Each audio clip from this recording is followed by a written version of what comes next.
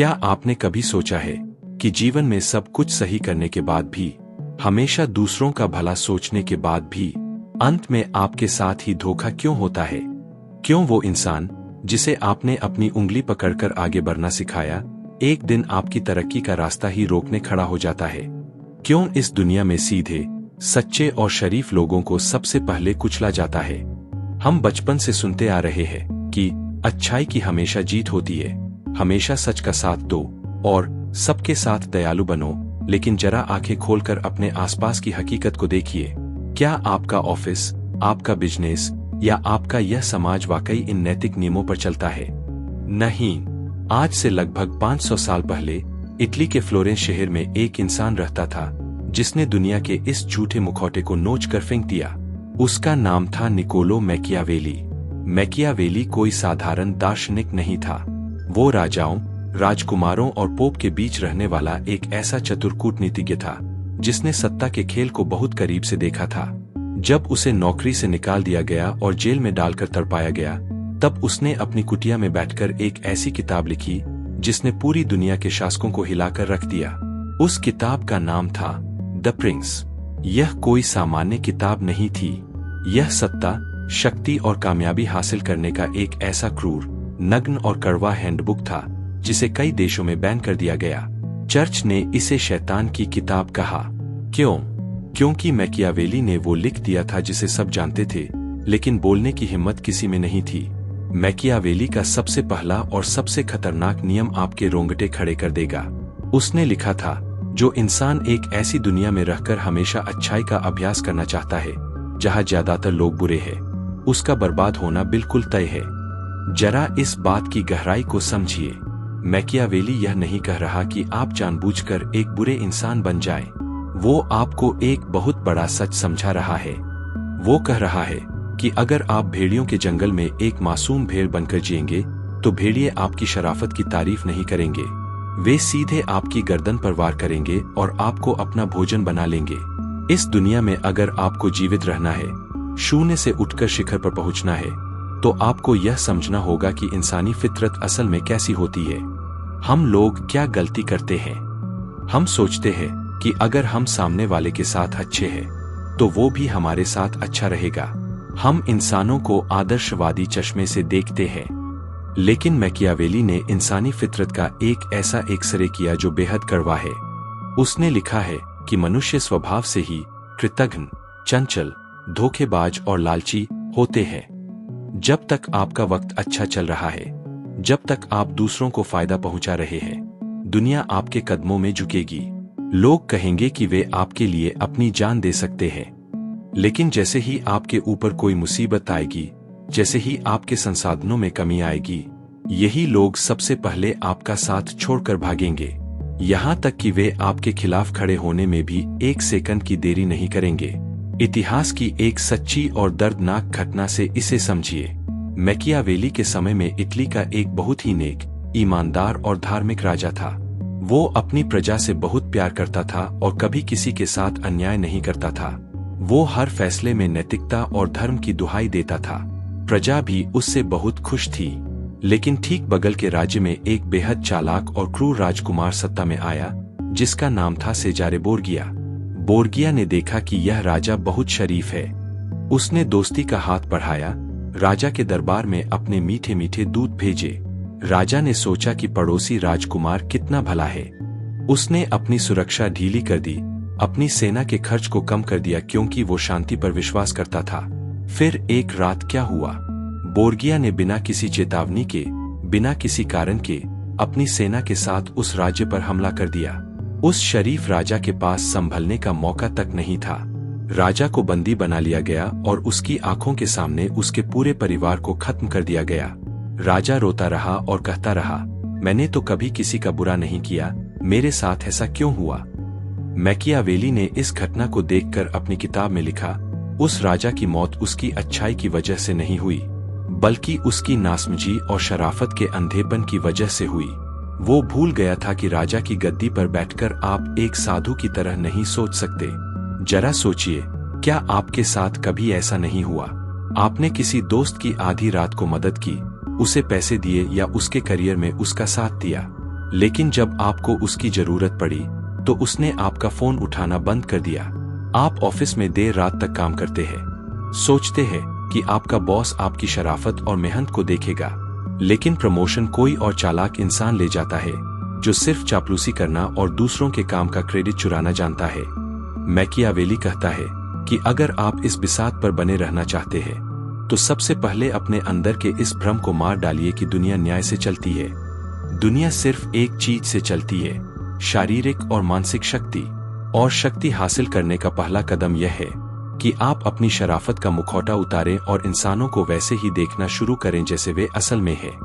Machiavelli ने राजनीति और जीवन को शतरंज के खेल की तरह देखा। वो कहता है कि एक कुशल खिलाड़ी कभी भावुक होकर चाल नहीं चलता। वो यह नहीं सोचता कि सामने वाला मोहरा क्या महसूस करेगा। वो सिर्फ एक चीज देखता है, जीत। शून्य से शिखर तक का सफर तय करने के लिए आपको अपने दिल को पत्थर का बनाना होगा। आपको यह सीखना होगा कि जब आपके सामने कोई विरोधी खड़ा हो तो उसके साथ कैसे डील की जाती है, क्योंकि चालाकी की इस बिसात पर एक ऐसा क्रूर नियम काम कर रहा है जिसे अगर आज आपने नहीं सीखा तो आपका अगला करीबी इंसान ही आपकी तबाही का कारण बनने वाला है। इतिहास गवाह है कि सोने का मुकुट पहनने वाले कभी वो नहीं होते जो सिर्फ सीधे रास्ते पर चलते हैं।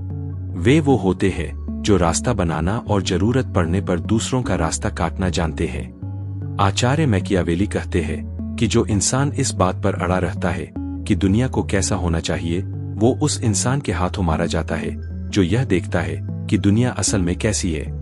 ज्यादातर किताबें, उपदेशक और गुरु आपको एक आदर्श जीवन जीना सिखाते हैं।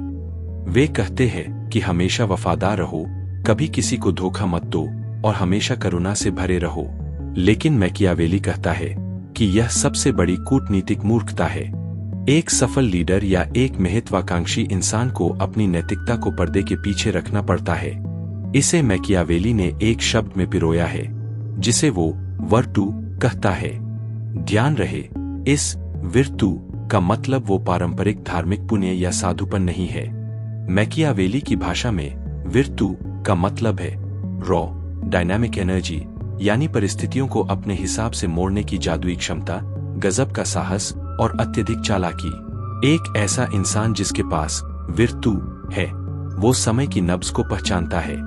अगर समय शांति का है तो वो सबसे दयालु बन जाएगा, लेकिन अगर समय युद्ध का है तो वो इतिहास का सबसे क्रूर इंसान बनने से भी पीछे नहीं हटेगा। वो पानी की तरह लचीला होता है जो बर्तन के हिसाब से अपना रंग और आकार बदल लेता है। मैकियावेली ने अपनी आंखों से सेजारे बोर्गिया को एक बेहद ही मुश्किल परिस्थिति को संभालते हुए देखा था। रोम के कुछ सबसे शक्तिशाली और रसूखदार सामंतों ने मिलकर बोर्गिया के खिलाफ एक गुप्त गुट बना लिया था। वे उसकी सत्ता को उखाड़ फेंकना चाहते थे। बोर्गिया को इस साजिश की भनक लग गई। एक आम सीधा राजा क्या करता? वो सेना भेजता, युद्ध की घोषणा करता, जिससे भारी खून खराबा होता और शायद वो खुद भी हार जाता। लेकिन बोर्गिया के पास मैकियावेली का वो विर्तु माइंडसेट था। उसने गुस्सा नहीं दिखाया। उसने एक बहुत ही आलीशान दावत का आयोजन किया और उन सभी साजिशी सामंतों को बहुत ही आदर सत्कार के साथ आमंत्रित किया। उसने ऐसा नाटक किया जैसे उसे कुछ पता ही नहीं है और वो उनके साथ संधि करना चाहता है। सारे सामंत खुश हो गए। उन्हें लगा कि बोर्गिया उनसे डर गया है। वे बिना किसी हथियार के, बिना अपनी सेना के, बहुत ही ठाट-बाट से उसकी दावत में पहुंच गए। सबने वाइन पी, हंसे और जैसे ही दावत खत्म हुई और वे एक सुरक्षित कमरे में मीटिंग के लिए बैठे, बोर्गिया ने एक हल्का सा इशारा किया। कमरे के गुप्त दरवाजों से उसके हथियारबंद सैनिक बाहर निकले और एक ही पल में उन सभी साजिशकर्ताओं की गर्दन धड़ से अलग कर दी गई। बिना एक भी युद्ध लड़े, बिना अपनी सेना का नुकसान किए, बोर्गिया ने अपने साम्राज्य के सबसे बड़े संकट को सिर्फ एक रात में हमेशा के लिए दफन कर दिया। मैकियावेली उस समय वहीं मौजूद था। उसने इस कृत्य को देखकर लिखा, शाम को जो लोग बोर्गिया के दुश्मन थे, सुबह वे सिर्फ मिट्टी के ढेर थे। यह क्रूरता थी, लेकिन यह एक कुशल कूटनीति भी थी जिसने हजारों निर्दोष नागरिकों को आने वाले गृहयुद्ध की आग में जलने से बचा लिया। जरा इस बात को आज के कॉर्पोरेट वर्ल्ड या बिजनेस के नजरिए से सोचिए। मान लीजिए आपके बिजनेस का कोई बहुत बड़ा कंपटीटर है जो आपके क्लाइंट्स को चुराने के लिए घटिया राजनीति खेल रहा है। या आपके ऑफिस में कोई ऐसा कलीग है जो आपकी इमेज को खराब करने की पूरी साजिश रच चुका है। अगर आप वहां बैठकर रोएंगे, एचआर से शिकायत करेंगे या अपनी शराफत का रोना रोएंगे, तो लोग आपको कमजोर समझेंगे। मैकियावेली कहता है कि जब आपका सामना किसी धूर्त से हो तो अपनी नैतिकता को कुछ समय के लिए एक डिब्बे में बंद करके रख दीजिए। अपनी रणनीति को इतना गुप्त रखिए कि जब आप अपनी चाल चले तो सामने वाले को संभलने का एक मौका भी न मिले। मैकियावेली का दूसरा बड़ा नियम कहता है कि शक्ति कभी भी मांगकर या भीख में नहीं मिलती। शक्ति को हमेशा छीना जाता है, उसे स्थापित किया जाता है। और जब आप शून्य से शिखर के इस सफर पर निकलते हैं तो आपके रास्ते में कई ऐसे लोग आएंगे जो आपकी राह में रोड़े अटकाएंगे। वे आपको रोकने के लिए हर संभव प्रयास करेंगे। ऐसे में मैकियावेली एक ऐसा नियम बताता है जो सुनने में बहुत ही भयानक है, लेकिन अगर आपने इसे समझ लिया तो आप जीवन की किसी भी बड़ी जंग में कभी मात नहीं खाएंगे। उसने कहा था कि अगर आपको किसी को नुकसान पहुंचाना ही है या किसी विरोधी को अपने रास्ते से हटाना है तो कभी भी उस पर छोटा वार मत करो, लेकिन जब वार करना ही हो तो वो वार कितना गहरा होना चाहिए कि सामने वाले को पलटकर वार करने का मौका ही न मिले। मैकियावेली ने एक ऐसी बात कही है जो आपके पैर तले से जमीन खिसका देगी। इंसान अपनी माँ की मौत भूल सकता है, लेकिन अपनी संपत्ति का नुकसान नहीं। इस एक लाइन में मैकियावेली ने इंसानी फितरत के उस सबसे काले और स्वार्थी सच को उजागर किया है जिसे हम अक्सर मानने से इनकार करते हैं। इंसान भावनाओं से नहीं बल्कि अपने फायदे और नुकसान से चलता है। इसी सच के आधार पर मैकियावेली सत्ता का सबसे क्रूर और अचूक नियम देता है, जिसे एक बार की क्रूरता का सिद्धांत यानी the principle of one time cruelty कहा जाता है। मैकियावेली कहता है कि अगर आपको किसी विरोधी को सजा देनी है या उसे अपने रास्ते से हटाना है तो उस पर कभी भी छोटा या हल्का वार मत करो। क्यों? क्योंकि अगर आप किसी को थोड़ी सी चोट पहुंचाएंगे तो वो ठीक होने के बाद आपसे बदला लेने के लिए वापस आएगा। वो हर पल हर सेकंड आपके खिलाफ साजिश रचेगा। लेकिन अगर आप उसे एक ही बार में पूरी तरह कुचल देते हैं तो वो दोबारा खड़े होने के लायक ही नहीं बचेगा। जब वो खड़ा ही नहीं हो पाएगा तो बदला लेने का सवाल ही पैदा नहीं होता। जरा इस नियम की गहराई को आज के व्यावहारिक जीवन में उतर कर देखिए। मान लीजिए आपके ऑफिस में या आपके बिजनेस पार्टनरशिप में किसी ने आपको बहुत बड़ा धोखा दिया। अब आप रोज रोज उससे छोटी मोटी बहस करते हैं, उसके काम में रुकावट डालते हैं या पीठ पीछे उसकी बुराई करते हैं। मैकियावेली कहता है कि यह आपकी सबसे बड़ी कमजोरी है। ऐसा करके आप रोज थोड़ा थोड़ा जहर फैला रहे हैं, जिससे सामने वाला इंसान आपके खिलाफ और ज्यादा सतर्क और आक्रामक हो जाता है। वो जान जाता है कि आप उसके दुश्मन हैं। इसके बजाय मैकियावेली की कूटनीति कहती है कि बाहर से बिल्कुल सामान्य रहिए, जैसे आपको कोई फर्क ही नहीं पड़ा। और जब सही वक्त आए, जब आपके पास सारे सबूत और पूरी ताकत हो, तो एक ही बार में ऐसा कानूनी या प्रोफेशनल वार कीजिए कि सामने वाले का पूरा करियर या उसकी साजिश का ढांचा एक झटके में ध्वस्त हो जाए। इतिहास का एक और उदाहरण देखिए। रोम के एक नए शासक को जब सत्ता मिली तो उसके राज्य में कुछ पुराने भ्रष्ट अफसर जनता को परेशान कर रहे थे और राजा के खिलाफ विद्रोह की तैयारी कर रहे थे। राजा ने क्या किया? उसने हर हफ्ते एक एक अफसर को सजा देना शुरू किया। नतीजा क्या हुआ? बाकी के सारे अफसर डर गए और उन्होंने एकजुट होकर राजा पर ही हमला कर दिया और उसे गद्दी से हटा दिया। मैकियावेली ने इस पर टिप्पणी करते हुए लिखा, क्रूरता या सख्त फैसले हमेशा एक ही बार में पूरी ताकत के साथ कर देने चाहिए, ताकि जनता या आपके विरोधी उस दर्द को रोज रोज महसूस न करे। जब आप एक ही बार में बड़ा फैसला ले लेते हैं तो धीरे धीरे माहौल शांत हो जाता है और लोग आपके उस सख्त रूप को स्वीकार कर लेते हैं। लेकिन जो लीडर रोज थोड़ा थोड़ा सख्त होने का नाटक करता है, वो अंत में नफरत का पात्र बनता है और अपनी सत्ता खो बैठता है। मैकियावेली कहता है कि शून्य से शिखर तक का यह सफर कोई सीधा रास्ता नहीं है।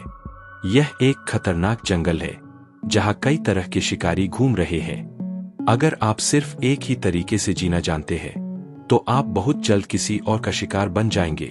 इस जंगल में जीवित रहने के लिए और शीर्ष पर राज करने के लिए आपको अपने अंदर दो अलग अलग जानवरों के स्वभाव को जगाना होगा। दो ऐसे शिकारी जिनका तालमेल अगर आपने सीख लिया तो दुनिया की कोई भी ताकत आपको कभी परास्त नहीं कर पाएगी। वो दो जानवर कौन से हैं? मैकियावेली कहता है कि एक सफल इंसान के भीतर शेर का जिगर और लोमड़ी की चाल दोनों एक साथ मौजूद होनी चाहिए।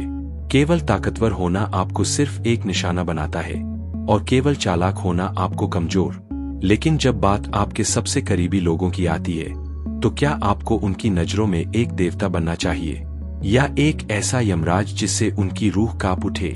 केवल ताकतवर होना आपको सिर्फ एक निशाना बनाता है और केवल चालाक होना आपको कमजोर। आचार्य मैकियावेली कहते हैं कि जो इंसान शक्ति के खेल में सिर्फ अपनी ताकत के भरोसे उतरता है, वो बहुत जल्दी खुद अपनी तबाही का कारण बनता है, और जो सिर्फ चालाकी के भरोसे बैठता है, उसे बड़े शिकारी आसानी से कुचल देते हैं। इतिहास और आज का समाज ऐसे लोगों से भरा पड़ा है जो अपनी फील्ड में बेहद प्रतिभावान और ताकतवर थे, लेकिन एक छोटी सी साजिश का शिकार होकर इतिहास के पन्नों में खो गए। इसीलिए मैकियावेली अपनी किताब के 18वें अध्याय में मानव इतिहास की सबसे प्रसिद्ध थ्योरी देता है, the lion and the fox. वह लिखता है कि एक राजकुमार या एक महत्वाकांक्षी व्यक्ति को यह पता होना चाहिए कि जानवरों के स्वभाव का इस्तेमाल अपने फायदे के लिए कैसे करना है। शेर बहुत शक्तिशाली होता है, वो जंगल का राजा है, लेकिन वो एक चीज से नहीं लड़ सकता, वो है जाल। शेर अपनी ताकत के नशे में अंधा होकर शिकारियों के बिछाए हुए जाल में फंस जाता है। वहीं दूसरी तरफ लोमड़ी बहुत चालाक होती है, वो हर जाल को पहचान सकती है, लेकिन वो एक चीज से नहीं लड़ सकती, वो है भेड़िया। लोमड़ी के पास भेड़ियों से सीधे लड़ने की शारीरिक ताकत नहीं होती। मैकियावेली कहता है कि इसलिए तुम्हें जाल को पहचानने के लिए लोमड़ी बनना होगा और भेड़ियों को डराने के लिए शेर बनना होगा। जो लोग सिर्फ शेर बनने की कोशिश करते हैं, वे कूटनीति के खेल को कभी समझ ही नहीं पाते। जरा इसे आज के आधुनिक जीवन में रख कर देखिए। आप अपने करियर या बिजनेस में बहुत मेहनत करते हैं, आपके पास गजब की स्किल्स है, यह आपकी शेर जैसी ताकत है। लेकिन आपके ऑफिस या मार्केट में कुछ ऐसे चालाक लोग भी हैं जो आपके खिलाफ चुपचाप अफवाहें फैलाते हैं, आपके क्लाइंट्स के कान भरते हैं या आपके काम को अपना दिखाने के लिए गुप्त जाल बिछाते हैं। अगर आप वहां सिर्फ एक शेर की तरह दहाड़ेंगे, गुस्सा करेंगे या सीधे झगड़ा करेंगे, तो आप उनके बिछाए हुए जाल में और बुरी तरह फंस जाएंगे। वे आपको मैनेजमेंट की नजरों में अनप्रोफेशनल साबित कर देंगे। यहाँ आपको अपनी लोमड़ी को जगाना होगा। आपको शांत रहकर उनके बिछाए जाल को देखना होगा, उनकी साजिश के पैटर्न को समझना होगा और फिर शेर की तरह पूरी ताकत से उस वक्त हमला करना होगा जब वे पूरी तरह बेफिक्र हों। लोमड़ी का स्वभाव यह भी कहता है कि एक सफल इंसान को कभी भी अपने वादों या वचनों का गुलाम नहीं होना चाहिए, अगर उन वादों को निभाने से उसका खुद का नुकसान हो रहा हो।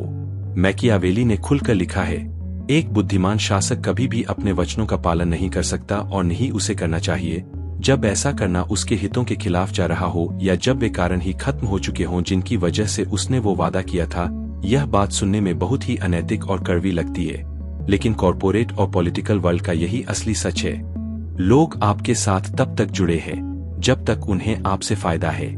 जैसे ही पासा पलटता है, लोग अपने वादे भूल जाते हैं। इसलिए आपको भी अपनी वफादारी केवल अपनी सफलता और अपने लक्ष्यों के प्रति रखनी चाहिए। लेकिन जब आप इस तरह से जीना शुरू करते हैं, जब आप शेर और लोमड़ी का यह संतुलन बना लेते हैं, तो समाज में आपकी एक अलग ही छवि बनने लगती है। लोग जान जाते हैं कि आप जितने खतरनाक हैं, उतने ही समझदार भी हैं। अब यहाँ पर मैकियावेली सत्ता का सबसे बड़ा और सबसे विवादित मनोवैज्ञानिक सवाल खड़ा करता है। एक ऐसा सवाल जो हर लीडर, हर मैनेजर और हर उस इंसान को परेशान करता है जो लोगों पर प्रभाव डालना चाहता है। सवाल यह है कि अगर आपको एक को चुनना हो, तो क्या आपके लिए यह बेहतर है कि आपके अधीन काम करने वाले लोग या आपके आसपास के लोग आपसे प्यार करें, या फिर वे आपकी परछाई देखकर भी डर से कांप उठें? दुनिया की सबसे बड़ी गलतफहमी ये है कि अगर लोग आपसे प्यार करेंगे तो वो आपके वफादार रहेंगे, लेकिन जब बात आपके सबसे करीबी लोगों की आती है, तो क्या आपको उनकी नजरों में एक देवता बनना चाहिए या एक ऐसा यमराज जिससे उनकी रूह कांप उठे? दुनिया की सबसे बड़ी गलतफहमी ये है कि अगर लोग आपसे प्यार करेंगे तो वो आपके वफादार रहेंगे। प्यार एक ऐसा धागा है जिसे इंसान अपने स्वार्थ के लिए जब चाहे तोड़ देता है, लेकिन डर एक ऐसी जंजीर है जिसका वजन इंसान कभी भूल नहीं पाता। आचार्य मैकियावेली अपनी किताब के 17वें अध्याय में एक ऐसा सवाल पूछते हैं जो सदियों से हर बड़े लीडर के दिमाग को मत्ता आ रहा है। क्या एक शासक के लिए लोगों का प्यार पाना बेहतर है या उनका डर? मैकियावेली कहता है कि सबसे आदर्श स्थिति तो यह है कि लोग आपसे प्यार भी करें और आपसे डरे भी, लेकिन इन दोनों चीजों का एक साथ एक ही इंसान में होना लगभग नामुमकिन है। इसलिए अगर आपको इन दोनों में से किसी एक को चुनना ही पड़े तो हमेशा डर को चुनो। प्यार के मुकाबले डर के साए में राज करना कहीं ज्यादा सुरक्षित और टिकाऊ होता है। यह सुनते ही हमारे अंदर का आदर्शवाद चीखने लगता है। हमें लगता है कि यह तो तानाशाही है, लेकिन मैकियावेली के पास इसके पीछे एक बेहद ठोस मनोवैज्ञानिक दलील है। वो कहता है कि प्यार एक स्वैच्छिक भावना है। लोग आपसे तब तक प्यार करते हैं जब तक आप उनके काम आ रहे हैं, जब तक आप उन्हें फायदे पहुंचा रहे हैं। जैसे ही कोई बड़ी मुसीबत आती है या कोई ऐसा मोड़ आता है जहां उनका खुद का स्वार्थ दांव पर लगा हो, वे अपनी वफादारी बदल लेते हैं। वे आपके दिए सारे प्यार को भूलकर अपनी जान बचाने के लिए भाग खड़े होंगे। लेकिन डर इंसान की अपनी भावना नहीं है, वो आपकी ताकत का असर है। डर की बुनियाद इस बात पर टिकी होती है कि अगर सामने वाले ने कोई गलती की या धोखा दिया तो उसे ऐसी सजा मिलेगी जिसे वो बर्दाश्त नहीं कर पाएगा। सजा का यह खौफ कभी पुराना नहीं होता। इंसान चाहे कितना भी स्वार्थी क्यों न हो, वो आपके दिए प्यार को धोखा दे सकता है, लेकिन आपके दिए डर को चुनौती देने की हिम्मत वो सपने में भी नहीं करेगा। इतिहास के एक बेहतरीन उदाहरण से इसे समझिए। मैकियावेली ने कार्थेज के महान सेनापति हन्निबल की तुलना रोम के सीधे और लोकप्रिय जनरलों से की। हन्निबल की सेना में दुनिया के अलग अलग कोनों से आए भाड़े के सैनिक शामिल थे, जिनकी भाषा अलग थी, संस्कृति अलग थी और जो सिर्फ पैसों के लिए लड़ते थे। ऐसे अराजक ग्रुप को संभालना नामुमकिन के बराबर था, लेकिन हन्निबल ने अपनी सेना के भीतर अपनी एक ऐसी छवि बनाई थी, एक ऐसी अमानवीय क्रूरता और कठोर अनुशासन का डर पैदा किया था कि पूरी जंग के दौरान, यहाँ तक कि जब वे भूखमरी और हार की कगार पर थे, तब भी उसकी सेना में एक भी सैनिक ने हन्निबल के खिलाफ बगावत करने की हिम्मत नहीं की। वो डर ही था जिसने उस बिखरी हुई सेना को लोहे की एक दीवार बना दिया था। इसके विपरीत रोम के कुछ ऐसे जनरल थे जो अपने सैनिकों से बहुत प्यार करते थे, उन्हें खुली छूट देते थे और उनके साथ नरमी से पेश आते थे। नतीजा क्या हुआ? सैनिकों के मन से जनरल का खौफ खत्म हो गया, अनुशासन टूट गया और थोड़ी सी मुसीबत आते ही सेना ने अपने ही जनरल के खिलाफ विद्रोह कर दिया। आज के कॉरपोरेट वर्ल्ड या टीम मैनेजमेंट में भी यही सच काम करता है।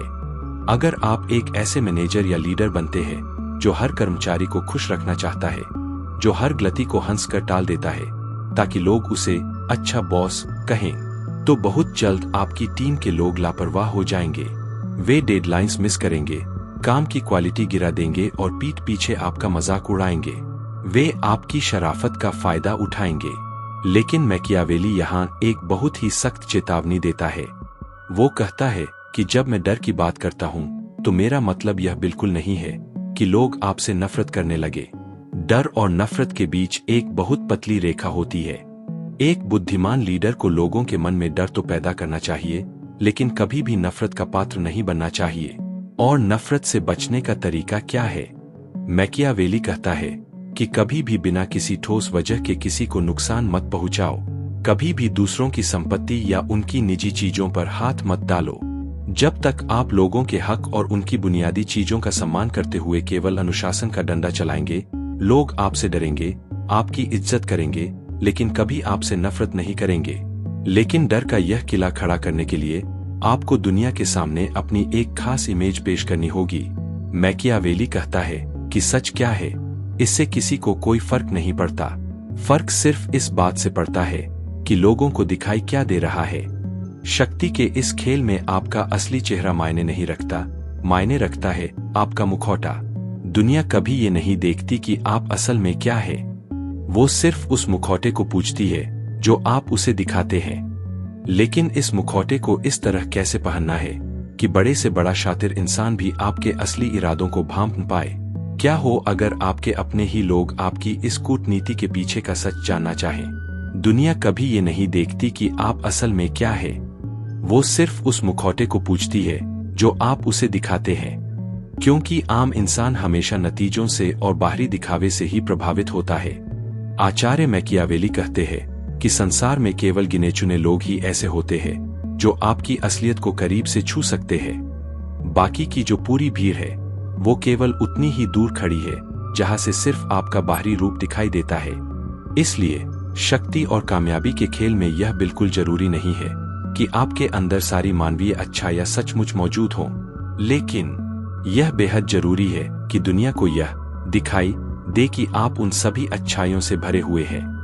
मैकियावेली खुलकर लिखता है, एक राजकुमार के लिए दयालु, वफादार, मानवीय, धार्मिक और ईमानदार होना बहुत अच्छी बात है, लेकिन उसका दिमाग इस तरह तैयार होना चाहिए कि अगर परिस्थितियां बदले तो वो इसके बिल्कुल विपरीत काम करने की कला में भी माहिर हो। अगर आप असल में बहुत सीधे और दयालु हैं और हर परिस्थिति में वैसे ही बने रहते हैं, तो आप अपनी फील्ड में बहुत जल्दी एक कमजोरी बन जाएंगे। लेकिन अगर आप सिर्फ दिखावे के लिए दयालु हैं और अंदर से पूरी तरह कूटनीतिक है, तो आप अपनी सुविधा और समय के अनुसार अपने फैसलों को बदल सकते हैं। इसे आज की भाषा में रेपुटेशन मैनेजमेंट या परसेप्शन कंट्रोल कहा जाता है। सोचिए, आज के समय के बड़े बड़े कॉरपोरेट लीडर्स, अरबपति या राजनेता क्या करते हैं? वे जनता के सामने चैरिटी करते हैं, बहुत ही सादगी भरे बयान देते हैं और पर्यावरण की चिंता करते हुए दिखाई देते हैं। यह उनका सिम्युलेटेड वर्च्यू यानी अच्छाई का मुखौटा है। लेकिन पर्दे के पीछे अपने बोर्डरूम्स में वे अपने कंपीटिटर्स को कुचलने के लिए, मोनोपोली स्थापित करने के लिए और अपने मुनाफे को बढ़ाने के लिए सबसे क्रूर रणनीतियां अपनाते हैं। जनता उनके इसी बाहरी मुखौटे को देखकर उनकी दीवानी बनी रहती है। मैकियावेली कहता है कि एक आम इंसान का दिमाग बहुत ही सरल होता है। वो हमेशा सफलता और नतीजों को देखता है। अगर आप कोई जंग जीत जाते हैं या अपने बिजनेस को 0 से करोड़ तक पहुंचा देते हैं, तो कोई आपसे यह नहीं पूछेगा कि आपने कौन सा टेढ़ा रास्ता अपनाया था। जीतने वाले के हर झूठ को समाज रणनीति मान लेता है और हारने वाले की हर शराफत को उसकी कमजोरी समझकर भुला दिया जाता है। लेकिन इस मुखौटे को बनाए रखने में सबसे बड़ा खतरा कहां से आता है? वो खतरा बाहर के दुश्मनों से नहीं आता। मैकियावेली कहता है कि वो खतरा आपके अपने ही महल के अंदर छिपा होता है। वो लोग जो रोज सुबह शाम आपके साथ उठते बैठते हैं, जो आपकी जी हुजूरी करते हैं और आपकी हर बात पर तालियां बजाते हैं, यानी आपके सलाहकार और आपके करीबी चापलूस। इंसान की एक और बहुत बड़ी कमजोरी है कि उसे अपनी तारीफ सुनना बहुत पसंद है, और इसी कमजोरी का फायदा उठाकर चालाक लोग आपके करीब आते हैं, आपके कान भरते हैं और आपको एक ऐसे भ्रम के कुएं में ढकेल देते हैं जहां से आपको अपनी बर्बादी का गर्हा भी दिखाई नहीं देता। मैकियावेली के इस कूटनीतिक साम्राज्य में चापलूसों से बचने का और अपने सलाहकारों को पूरी तरह अपने काबू में रखने का एक ऐसा अचूक नियम बताया गया है जो आज के हर लीडर को हिलाकर रख देगा। आपके आसपास मौजूद हर मीठी आवाज, आपकी तारीफ करने वाला हर इंसान आपकी कब्र खोदने की तैयारी कर रहा है। लेकिन इन चापलूसों के जाल को बिना किसी लड़ाई के कैसे काटना है? कैसे लोगों को आपके सामने सच बोलने की इजाजत देनी है, बिना अपनी सत्ता और अपने रुतबे को 1 इंच भी कम किए? आपके आसपास मौजूद हर मीठी आवाज, आपकी तारीफ करने वाला हर इंसान आपकी कब्र खोदने की तैयारी कर रहा है। एक शासक के विनाश का रास्ता हमेशा उसके चापलूसों की जी हुजूरी से होकर गुजरता है।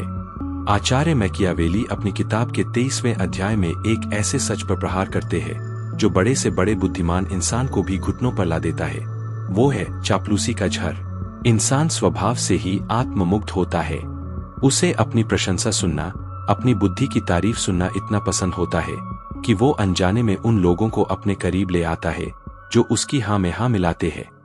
मैकियावेली कहता है कि दरबारी और सलाहकार बहुत चालाक होते हैं।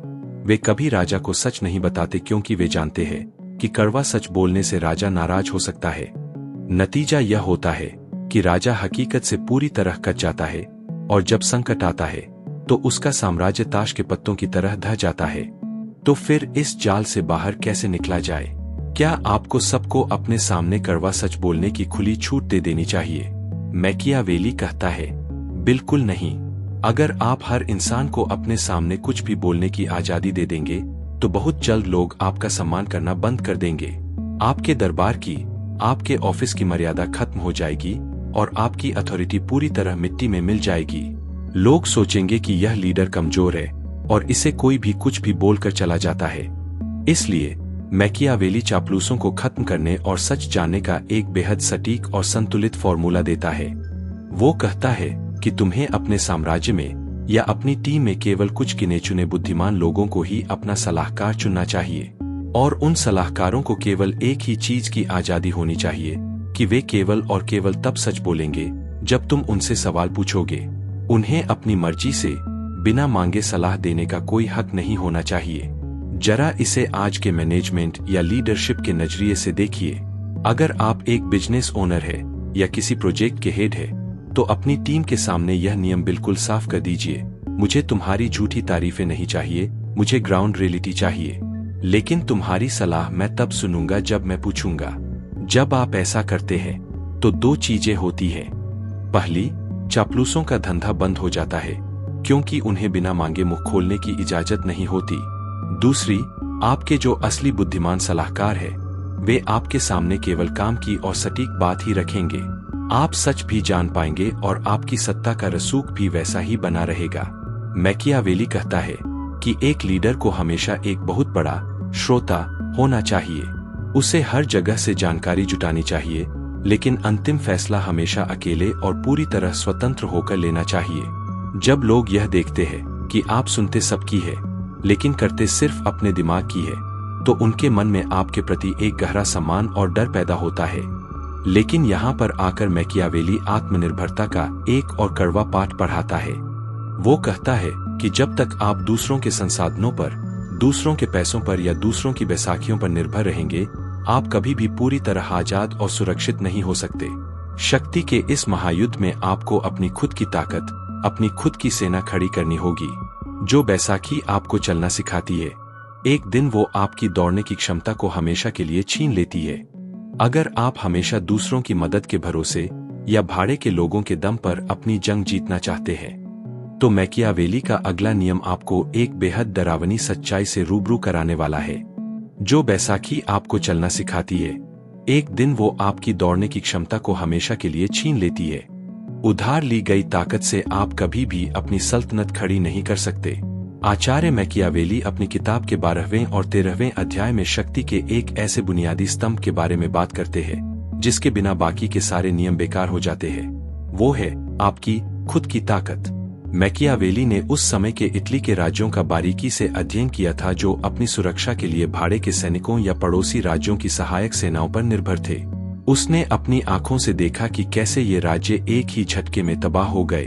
मैकियावेली कहता है कि भाड़े के सैनिक दुनिया के सबसे अविश्वसनीय और खतरनाक लोग होते हैं। वे अंदर से खोखले, महत्वाकांक्षी और पूरी तरह अनुशासनहीन होते हैं। वे आपके प्रति वफादार क्यों रहेंगे? सिर्फ उस थोड़े से पैसे के लिए जो आप उन्हें दे रहे हैं। और मैकियावेली लिखता है, पैसा इतना बड़ा कारण कभी नहीं हो सकता कि कोई इंसान आपके लिए अपनी जान दे दे। जब तक शांति का समय है, ये भाड़े के लोग आपकी तारीफ करेंगे, परेड करेंगे और दिखावा करेंगे। लेकिन जैसे ही असली युद्ध शुरू होगा, जैसे ही मौत सामने खड़ी होगी, वे सबसे पहले हथियार डालकर भाग खड़े होंगे। और इससे भी बड़ा खतरा यह है कि अगर वो भाड़े का कमांडर बहुत काबिल निकला, तो वो दुश्मन को हराने के बाद खुद आपकी ही गद्दी पर कब्जा कर लेगा। यानी अगर वे कमजोर निकले तो आप हार जाएंगे, और अगर वे ताकतवर निकले तो आप उनके गुलाम बन जाएंगे। दोनों ही सूरतों में आपका विनाश निश्चित है। जरा इसे आज के आधुनिक संदर्भ में रख कर देखिए। आप अपने करियर, अपने स्टार्टअप या अपने बिजनेस में क्या करते हैं? कई लोग खुद मेहनत करने या कोर स्किल्स सीखने के बजाय सब कुछ आउटसोर्स कर देते हैं। वे सोचते हैं कि वे पैसे देकर बाहर की किसी एजेंसी से या किसी फ्रीलांसर से अपना पूरा बिजनेस खड़ा करवा लेंगे। मैकियावेली कहता है कि यह कूटनीतिक आत्महत्या है। जो स्किल्स, जो डेटा और जो नेटवर्क आपके बिजनेस की रीढ़ की हड्डी है, उन्हें कभी भी किसी बाहरी इंसान के भरोसे मत छोड़िए। जब तक आपका अपना कंट्रोल आपके काम के कोर सिस्टम पर नहीं होगा, तब तक आप एक खोखले महल में रह रहे हैं। जिस दिन उस बाहरी एजेंसी ने हाथ खींचा या जिस दिन मार्केट में मंदी आई, आपका पूरा एम्पायर ताश के पत्तों की तरह ढह जाएगा। शून्य से शिखर तक पहुंचने वाले मास्टरमाइंड कभी उधार की बैसाखियों पर भरोसा नहीं करते। वे अपनी खुद की टीम खड़ी करते हैं, अपनी स्किल्स को इतना धारदार बनाते हैं कि वे किसी के मोहताज न रहें। वे जानते हैं कि सच्चा प्रभाव और सच्ची सुरक्षा केवल अपनी आत्मनिर्भरता से ही आ सकती है। अब आप खेल के सारे नियम समझ चुके हैं। आपने शराफत का त्याग कर दिया, शेर और लोमड़ी का संतुलन बना लिया, डर की सल्तनत खड़ी कर दी, मुखौटा पहनना सीख लिया और अपनी खुद की सेना तैयार कर ली। लेकिन इस पूरी बिसात पर एक ऐसी अदृश्य अनप्रेडिक्टेबल ताकत भी काम कर रही है, जो किसी भी समय किसी भी बड़े मास्टरमाइंड के पूरे खेल को एक सेकंड में पलट सकती है। एक ऐसी ताकत जिसे आम इंसान किस्मत कहता है और मैकियावेली जिसे फॉर्चूना का नाम देता है। जब आपके जीवन में अचानक कोई ऐसा तूफान आ जाए जिसकी आपने कल्पना भी नहीं की थी, तब आपकी सारी कूटनीति धरी की धरी रह सकती है। लेकिन मैकियावेली के पास किस्मत की इस देवी को भी अपने घुटनों पर लाने का एक बेहद आक्रामक और हैरान कर देने वाला फॉर्मूला था। मैकियावेली ने भाग्य यानी किस्मत को एक औरत की तरह बताया है, जो केवल उन पुरुषों के सामने झुकती है जो साहसी और आक्रामक होते हैं। मैकियावेली ने भाग्य यानी किस्मत को एक औरत की तरह बताया है, जो केवल उन पुरुषों के सामने झुकती है जो साहसी, युवा और आक्रामक होते हैं, जो फूंक फूंक कर कदम रखते हैं। किस्मत उन्हें अक्सर पीछे छोड़ देती है। आचार्य मैकियावेली अपनी किताब के 25वें अध्याय में मानव जीवन के उस सबसे बड़े सच से टकराते हैं जिसे हम भाग्य या किस्मत कहते हैं। वो कहते हैं कि मैं इस बात से इनकार नहीं करता कि हमारी जिंदगी के आधे फैसले और आधी परिस्थितियां किस्मत तय करती है, लेकिन इसका मतलब यह बिल्कुल नहीं है कि हम हाथ पर हाथ धरे बैठ जाए और परिस्थितियों के सामने आत्मसमर्पण कर दे। मैकियावेली किस्मत की तुलना एक ऐसी उफनती हुई विनाशकारी नदी से करता है, जो जब अपनी लहरों पर आती है तो बड़े बड़े पेड़ों को उखाड़ देती है, मकानों को ढहा देती है और सब कुछ तबाह कर देती है। हर कोई उसके सामने कांपता है। लेकिन मैकियावेली यहाँ एक गजब का कूटनीतिक मोड़ लेता है। वो कहता है कि नदी का उफान तो प्रकृति का नियम है, लेकिन एक बुद्धिमान इंसान वो है जो नदी के शांत होने पर ही उसके आगे बड़े बड़े बांध और मजबूत दीवारें बना देता है, ताकि जब अगली बार नदी में बाढ़ आए तो उसका पानी तबाही न मचाए, बल्कि उन बांधों के रास्तों से होकर गुजरे। यही फर्क है एक आम इंसान और एक मास्टरमाइंड में। आम इंसान अच्छे वक्त में अंधा होकर सो जाता है, ऐशो आराम में डूब जाता है। वो सोचता है कि उसका अच्छा वक्त हमेशा रहेगा। लेकिन जो मैकियावेली का शिष्य है, वो अपने सबसे बेहतरीन समय में शांत रहकर आने वाले बुरे वक्त की तैयारी करता है। वो अपने करियर, अपने पैसे और अपनी सुरक्षा के ऐसे मजबूत बांध बना लेता है कि किस्मत का बड़े से बड़ा तूफान भी उसका एक बाल भी बांका नहीं कर पाता। मैकियावेली आगे लिखता है कि किस्मत हमेशा बदलाव पसंद करती है। समय का चक्र लगातार घूमता है। कभी समय आक्रामक लोगों के पक्ष में होता है, तो कभी बहुत ज्यादा ठंडे और सतर्क लोगों के पक्ष में। लेकिन अगर आपको एक को चुनना हो, तो मैकियावेली का सबसे बड़ा मंत्र यही है: हमेशा सतर्क रहने के बजाय आक्रामक होना बेहतर है। इतिहास की एक बड़ी घटना से इसे समझिए। पोप जूलियस द्वितीय जब रोम की गद्दी पर बैठे, तो वे एक बूढ़े इंसान थे, लेकिन उनका माइंडसेट पूरी तरह आक्रामक था। उन्हें बोलोग्ना शहर पर दोबारा कब्जा करना था। एक आम लीडर क्या करता? वो पहले फ्रांस से बात करता, वेनिस से संधि करता, अपनी सेना का पूरा नक्शा बनाता और सही मुहूर्त का इंतजार करता। लेकिन जूलियस द्वितीय ने किसी का इंतजार नहीं किया। वे खुद अपनी एक छोटी सी सेना लेकर सीधे बोलोग्ना की तरफ मार्च कर गए। उनके इस अचानक और आक्रामक कदम ने पूरी दुनिया को सन्न कर दिया। वेनिस डर के मारे शांत बैठ गया। फ्रांस ने सोचा कि पोप के पास कोई बहुत बड़ा गुप्त प्लान है, इसलिए उसने अपनी सेना मदद के लिए भेज दी, और बोलोग्ना के शासक इतने डर गए कि उन्होंने बिना लड़े ही घुटने टेक दिए। जो काम सालों की प्लानिंग से नहीं हो सकता था, उसे पोप ने अपनी एक बोल्ड चाल से कुछ ही दिनों में सच कर दिखाया।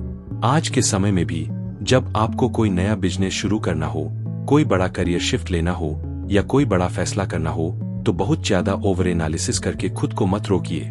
जो लोग हमेशा सही समय का इंतजार करते रहते हैं, किस्मत की देवी उनके बगल से निकल जाती है।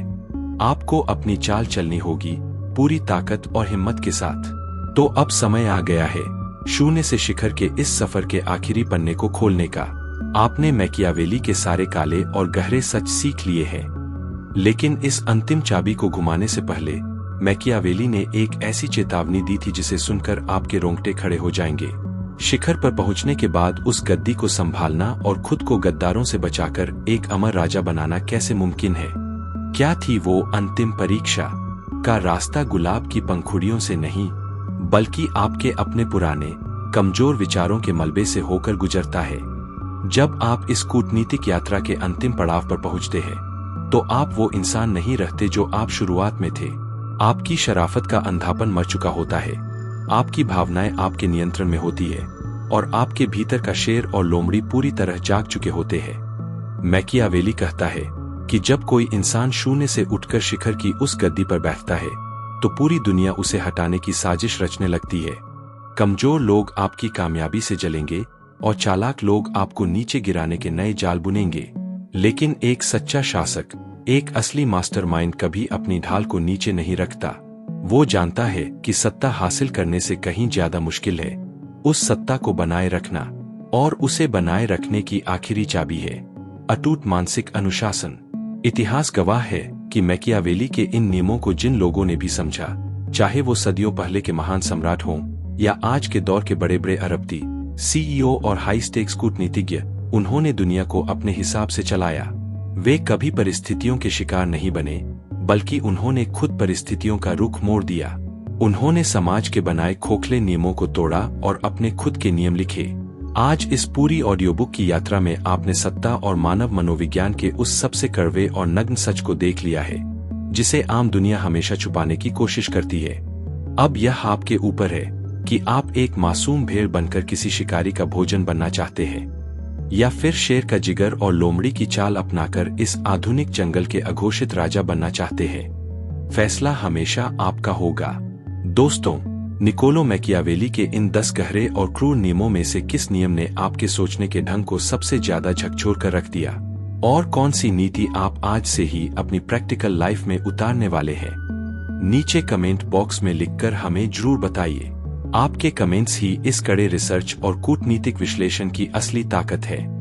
अगर इस वीडियो ने आपके अंदर के भ्रम को तोड़कर आपको मानसिक रूप से लोहे जैसा मजबूत बनाया है, तो अपनी इस वैचारिक जीत के लिए इस वीडियो को एक लाइक जरूर दीजिएगा। आपका एक लाइक हमारे इस डीप लर्निंग कंटेंट को और आगे बढ़ाने में मदद करता है। और हाँ, अगर आप भी शून्य से शिखर के इस सफर पर बने रहना चाहते हैं और डार्क साइकोलॉजी, स्ट्रेटेजी और ह्यूमन बिहेवियर के ऐसे ही हाई रिटेंशन वीडियोज को कभी मिस नहीं करना चाहते, तो अभी इस चैनल को सब्सक्राइब करके नोटिफिकेशन बेल को ऑन कर लीजिए। याद रखिए, शराफत छोड़ो, कूटनीति सीखो और अपनी किस्मत के खुद सम्राट बनो।